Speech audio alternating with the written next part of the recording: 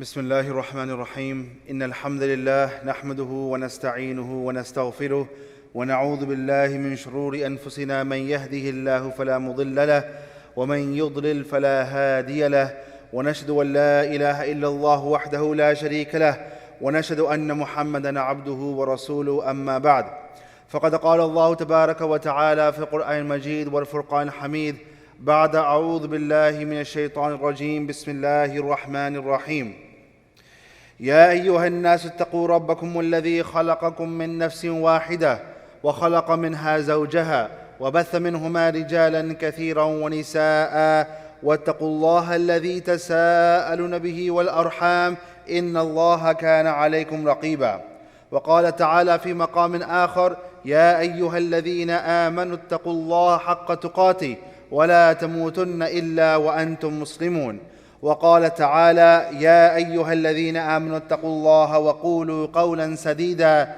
يصلح لكم أعمالكم ويغفر لكم ذنوبكم ومن يطع الله ورسوله فقد فاز فوزا عظيما صدق الله العظيم فإن أصدق الحديث كتاب الله وخير الهدي هدي محمد صلى الله عليه وسلم وشر الأمور محدثاتها وكل محدثة بدعة وكل بدعة ضلالة وكل ضلالة في النار أما بعد. Respected brothers and sisters, when the last Jumaah of Ramadan comes around, many of us believe that Ramadan is over. This is the last Jumaah of Ramadan, now let's prepare for Eid. But let us not be in that understanding, because we still have 2 more nights where we can seek the night of Laylatul Qadr. There are 2 more nights where we can achieve more than we can achieve in 83 years. There are still at least 2 more nights, 2 more on nights, where we should stand before Allah subhanahu wa ta'ala and read an abundance of Quran and make an immense amount of istighfar to Allah subhanahu wa ta'ala. Just right now outside, some brothers came to me and they started saying Eid Mubarak to me. And I'm thinking to myself that Eid is still next week, and just because the Jummah is over, now you're starting to say Eid Mubarak to me? But this is the mindset that we are in, that now Ramadan is over, but that is wrong. Ramadan is not actually over yet. And so even though we do have 3-4 days left, depending on whether Eid is on Tuesday or Wednesday, but let's continue to push ourselves. Let us not finish over here and let's not drop here, because this is like a marathon and we have to reach that finishing line. And if you have ever run a marathon, that as you approach the last mile of that marathon, it gets difficult. Then when there is 3/4 of a mile left, there is even more difficult. When there's half a mile left, it gets more difficult. And when there's 1/4 of a mile, it is the most difficult. We are right now we are approaching the last 1/4 mile of that marathon.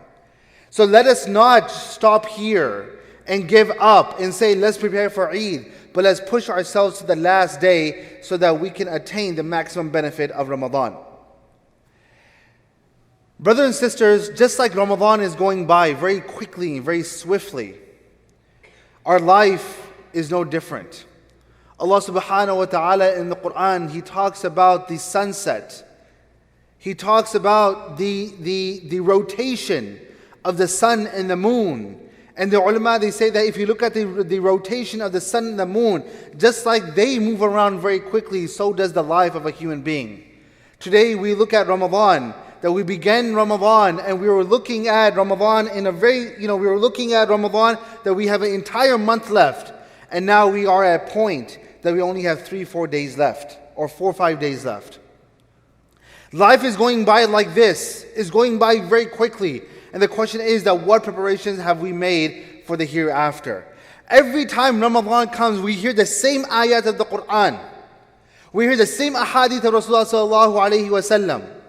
And every single khatib gives their own approach to how they give their own approach and their own idea that how you should approach Ramadan. You always hear about Ramadan goals, Ramadan game plan, Ramadan plans. But the question is that all these things can be delivered to us and all these messages can be conveyed to us. But if we're the ones who are not changing our lives, then the Quran should not be blamed. It is not Allah subhanahu wa ta'ala who should be blamed. It's not the ahadith that should be blamed for not motivating us. But it's ourselves that we should be blaming ourselves, that we have not motivated ourselves enough. What have you achieved in Ramadan? Look at yourselves.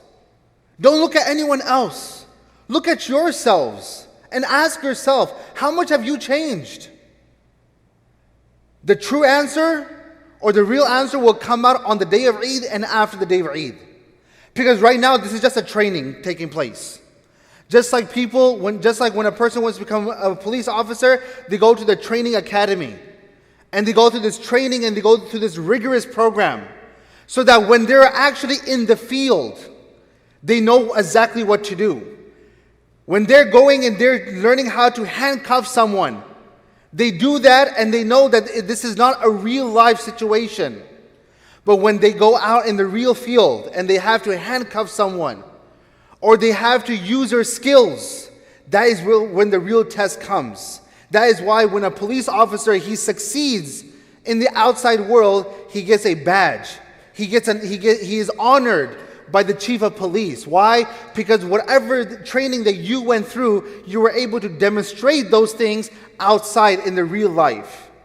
So Ramadan, the time that we are going through Ramadan, all this Quran, you think is easy? You think it's difficult to read Quran in Ramadan? Absolutely not. Everyone is reading Quran around you. So it becomes easy to read Quran. Everyone is praying Qiyamul Layl. So even if you're sitting in the back, you feel guilty that I need to engage in Qiyamul Layl. So you come in and you engage in Qiyamul Layl. You think it's difficult to fast in Ramadan? Absolutely not. I'm not talking about the heat and the Texas heat. I'm just talking about in general. Because everyone is fasting. So when there's an atmosphere that everyone is fasting, for you fasting is easy. For you Quran is easy. For you Qiyamul Layl is easy. For you dhikr is easy. For you istighfar is easy. But let's see after Ramadan. When there's no one fasting, are you still fasting? When no one is reading Quran, are you still reading Quran? When no one is waking up for Qiyamul Layl at night, are you still waking up for Qiyamul Layl? When people have forgotten about Allah subhanahu wa ta'ala, do you still remember Allah subhanahu wa ta'ala? When people have left the adhkar of Allah, making dhikr to Allah subhanahu wa ta'ala, do you continuously remember Allah subhanahu wa ta'ala? When people have stopped making istighfar to Allah subhanahu wa ta'ala, are you still making istighfar to Allah subhanahu wa ta'ala? That's the question. And if the answer is yes, that even after Ramadan, I continuously come to the masjid. Because I'll tell you from now, the day that Eid is announced, that tomorrow is Eid, you will see that in Salat al-Isha, we will only go back to 3-4 rows. Right now in Salat al-Isha is packed. The masjid is full. There's no place to walk. But as soon as the day of Eid is announced, then the congregation becomes shorter. People start coming less to the masjid. Then what difference has Ramadan made in your life then? Was Ramadan just about staying hungry and staying thirsty? No. Ramadan is about changing ourselves. Ramadan is not a break from committing haram. Because this is what happens in many of our Muslim communities. Is that as soon as Eid is announced, the second thing that happens is there's so many parties taking place. Chandrat parties. I don't know what that means, but all these parties are taking place. And we go back to committing the same haram. Intermingling and people committing haram. So what was Ramadan then for you then? Was Ramadan just a break so that you don't commit haram for 30 days and you go back to what exactly you were doing? No. If that is what our understanding of Ramadan is, we have totally misunderstood what Ramadan is all about. But rather what needs to happen is that even after Eid is announced, that day we will come for Salat al-Isha. The next morning, we are not waking up for suhoor, but we will make it a point to wake up for Salat al-Fajr and we will come for Salat al-Fajr. Because Ramadan is about changing ourselves. If there is no change, then we have blown this chance that has been given to us by Allah subhanahu wa ta'ala. So that's the question that we need to ask ourselves. Are we changing or not? Year after year, Ramadan comes around and we're the same person. So once again, Allah subhanahu wa ta'ala is giving us an opportunity. Not one opportunity, multiple opportunities. And yet we continue to blow each opportunity.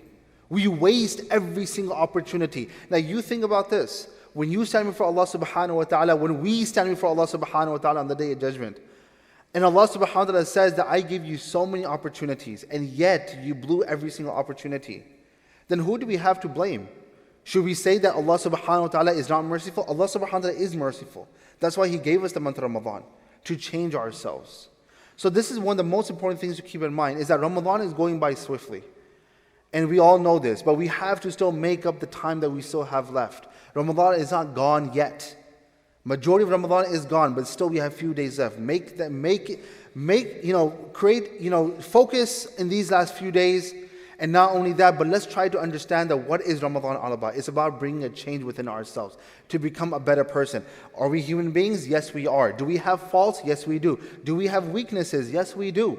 No one is perfect. There is no one who's perfect. But yet every year you build upon that. Every year you build upon that. The next thing I want to mention, as we are approaching the end days of Ramadan, is the concept of istiqamah. A Sahabi came to Rasulullah a man came to the Prophet sallallahu alaihi wasallam, and he says, Ya Rasulullah, tell me something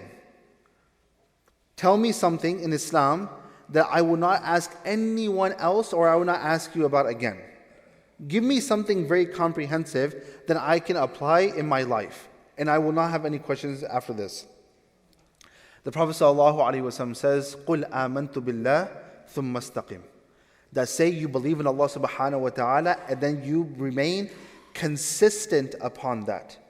You remain consistent upon that. Why did the Prophet ﷺ just say you believe in Allah and then you remain consistent upon that? Because when you say I believe in Allah subhanahu wa ta'ala, it doesn't mean, one is by saying that I verbally say that I verbally declare that I believe in Allah subhanahu wa ta'ala. But when a person says amantu billah means that I believe, that I have iman in Allah subhanahu wa ta'ala. And according to another hadith of Rasulullah sallallahu alaihi wasallam, he says al-imanu ma waqara fil qalb. Iman is that which is in the heart. So when the Prophet ﷺ tells this man that you say I believe in Allah, I have iman in Allah, the Prophet ﷺ is telling this man that verbally and by your actions you have to declare that you believe in Allah subhanahu wa ta'ala. And then he says, then you remain consistent upon that. You have to remain consistent upon that. In anything in life, if you want to see the results for anything in life, consistency is required. It doesn't matter how much you find it boring. It doesn't matter how much you're fed up of it, but you have to be consistent. People who are pursuing education, people who are pursuing degrees, they get sick after a time. They get fed up of whatever they're studying after a while. But guess what? They have to keep on going at it. You have to remain consistent. The doctor gives you a prescription and says that you have to take this for the next 2 weeks. What is he telling you? You have to be consistent. You have to be consistent. When you look at anything in life, you even look at sports. The youth will relate to this example. You look at sports, they always tell you, training camp. Consistency. Why? Because consistency brings about results. If a person does it only for a while, and then he leaves it, you will never see results. You will never see results. That's why the Prophet ﷺ, he tells us about consistency. He says that لا تكن مثل فلان كان يقوم الليل فترك قيام الليل. Do not become like that person who stands up and then he does not stand up. Rather, the Prophet ﷺ is telling us that there is one man. He's giving us an example. Imagine there is a man who performs qiyamul layl, and then he leaves his qiyamul layl. The Prophet ﷺ is saying that do not become like this person. Rather, do your qiyamul layl every single day. The Prophet ﷺ is not telling us that you have to recite Surah Al-Baqarah in your Qiyamul Layl.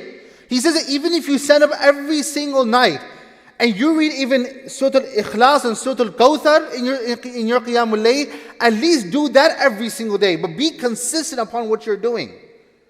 The Prophet ﷺ is not telling us to go and give $100 and $100 every single day.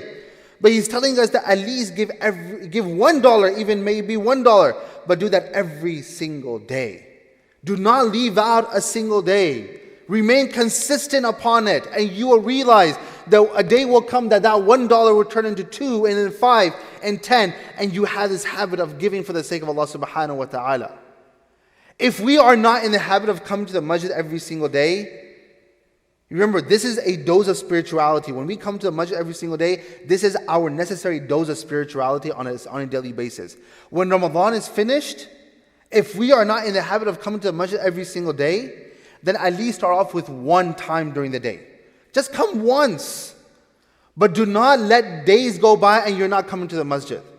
But come to masjid every single day. If you cannot come 5 times a day and you feel like that right now I have to start from 1 time, let it be 1 time then. Let it be 1 time. Let anyone say whatever they want to say, but start with 1 time, but be consistent with 1 time. And you will see that because of the consistency, you will increase in what you're doing. This is why Allah subhanahu wa ta'ala in the Quran, He says, whenever He talked about Iman, whenever He talked about our commitment to Allah subhanahu wa ta'ala, He established the concept of istiqamah. He associated the idea of declaring our faith with the concept of istiqamah. Allah subhanahu wa ta'ala says, إِنَّ الَّذِينَ قَالُوا رَبُّنَا اللَّهِ. Those who say that my Rabb is Allah subhanahu wa ta'ala. When I say that my Rabb is Allah subhanahu wa ta'ala, that means that everything else becomes irrelevant before Allah subhanahu wa ta'ala.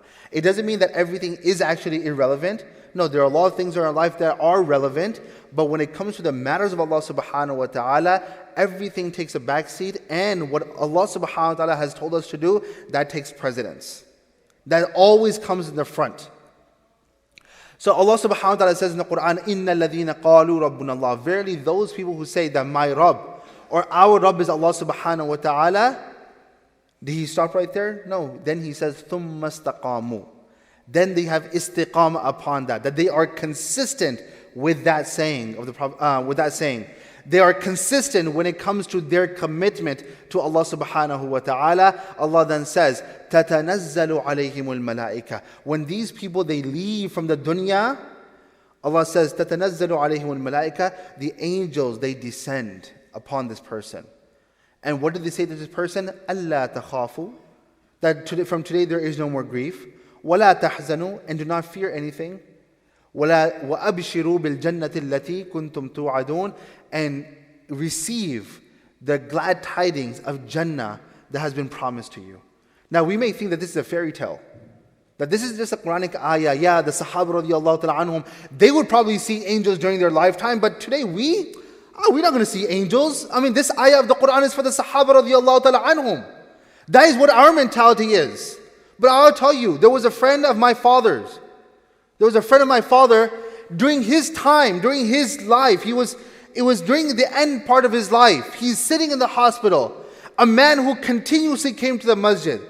A man who supported others. A man who brought a smile to those who were less fortunate. A man who cared about others.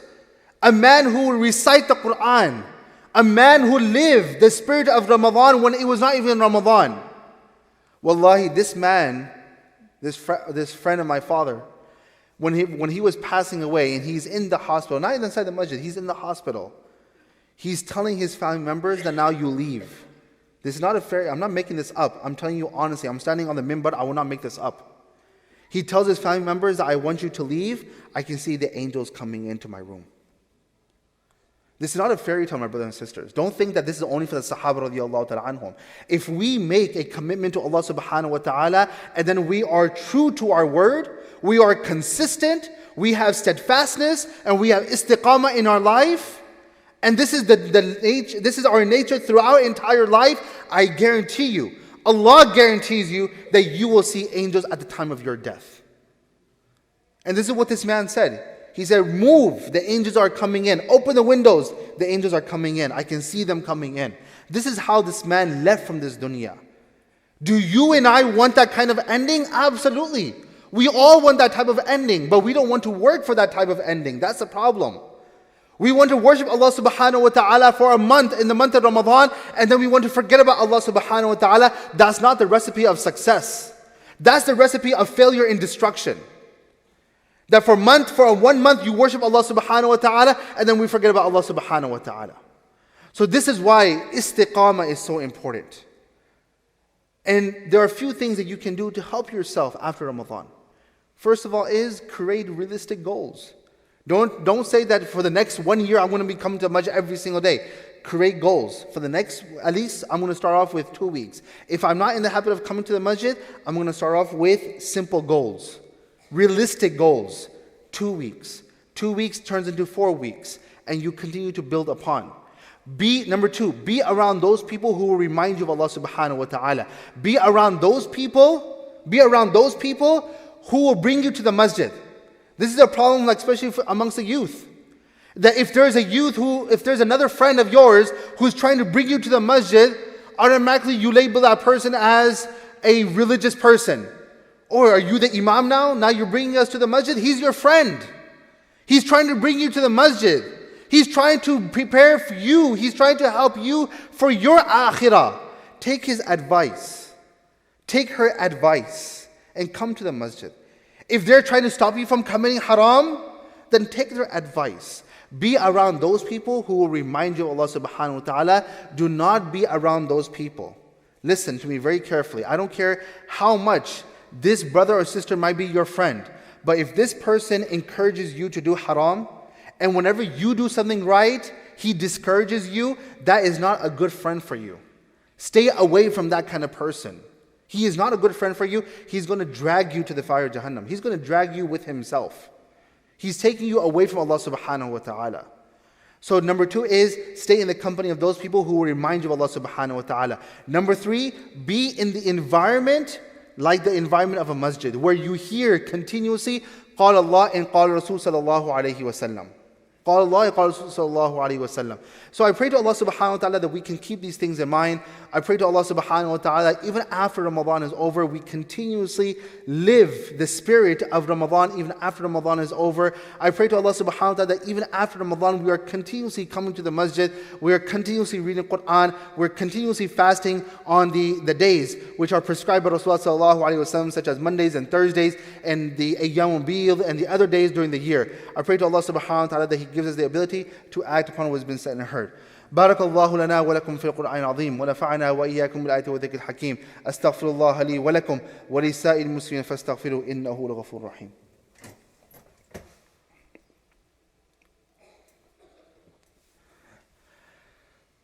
الحمد لله نحمده ونستعينه ونستغفره ونعوذ بالله من شرور أنفسنا من يهده الله فلا مضل له ومن يضلل فلا هادي له ونشهد أن لا إله إلا الله وحده لا شريك له ونشهد أن محمدا عبده ورسوله أما بعد فقد قال الله تبارك وتعالى في القرآن المجيد والفرقان الحميد بعد أعوذ بالله من الشيطان الرجيم بسم الله الرحمن الرحيم إن الله وملائكته يصلون على النبي يا أيها الذين آمنوا صلوا عليه وسلموا تسليما اللهم صل على محمد وعلى آل محمد كما صليت على إبراهيم وعلى آل إبراهيم إنك حميد مجيد وبارك على محمد وعلى آل محمد كما باركت على إبراهيم وعلى آل إبراهيم إنك حميد مجيد أما بعد. But brothers and sisters, I've said this before in one of my other khutbahs, that while we are focusing on ourselves, let us not forget about our family members. Many times the adults are so consistent about coming to the masjid, standing in the first row, second row, but they forget about their children. They have no idea where their children are. Remember that Allah subhanahu wa ta'ala, today in Surah Taraweeh, we will recite an ayah where Allah subhanahu wa ta'ala says, Ya ayyuhalladhina amanu, qu anfusakum wa ahlikum nara. Protect yourself and your family members from the fire of Jahannam. You are a responsibility, of course, you have to worry about your own iman. Your family members are also your responsibility. This goes for the parents. Just don't let your children go and let them do whatever they want to do. No, engage them in Qiyamul Layl. Keep them close to you while you are reciting Quran. Because once again, parents are very particular about them coming close to Allah subhanahu wa ta'ala, but they are absolutely oblivious of what their children are doing. Allah subhanahu wa ta'ala tells us in the Quran, even when He told the Prophet sallallahu alaihi wasallam, He did not just tell the Prophet alaihi wasallam that you pray salat. He says, وَأْمُرْ أَهْلَكَ بِالصَّلَاةِ, that even command your family members to perform salat. And then He says, وَاسْطَبِرْ عَلَيْهَا, be consistent when it comes to salat. Be consistent when it comes to salat. So that's why it's very important that in these last few days, Ramadan is not over yet, try to engage your family in whatever we are doing, and inshallah we will see the benefits of Ramadan in this dunya and in the akhirah, inshallah. اللهم انصر الإسلام والمسلمين اللهم انصر الإسلام والمسلمين في كل مكان اللهم انصرنا على من خالفنا واحفظ بلادنا وأصلح أولادنا واشف مرضانا وعاف مبتلانا وارحم موتانا وخذ بأيدينا إلى كل خير وعاصمنا من كل شر واحفظنا من كل ضير اللهم قسم لنا من خشيتك ما تحول به بيننا وبين معصيتك ومن طاعتك ما تبلغنا به جنتك ومن اليقين ما تهون به علينا مصائب الدنيا ومتعنا بأسماعنا وأبصارنا وقواتنا ما أحييتنا واجعله الوارث منا واجعل ثأرنا على من ظلمنا وانصرنا على من عادانا ولا تجعل مصيبتنا في ديننا ولا تجعل الدنيا أكبر همنا ولا مبلغ علمنا ولا إلى النار مصيرنا ولا تسلط علينا من لا يرحمنا. اللهم تقبل صيامنا، اللهم تقبل قيامنا، اللهم تقبل تلاوتنا، اللهم تقبل منا كل الأعمال في شهر رمضان، اللهم تقبل منا ومن جميع المسلمين في كل مكان. اللهم انصر الإسلام والمسلمين في كل مكان، اللهم انصر الإسلام والمسلمين في كل مكان، اللهم انصر المستضعفين في كل مكان، اللهم انصر المظلومين في كل مكان. آمين يا رب العالمين. إن الله يأمر بالعدل والإحسان وإيتاء ذي القربى وينهى عن الفحشاء والمنكر والبغي يعظكم لعلكم تذكرون. فاذكروني أذكركم واشكروا لي ولا تكفرون. أقم الصلاة.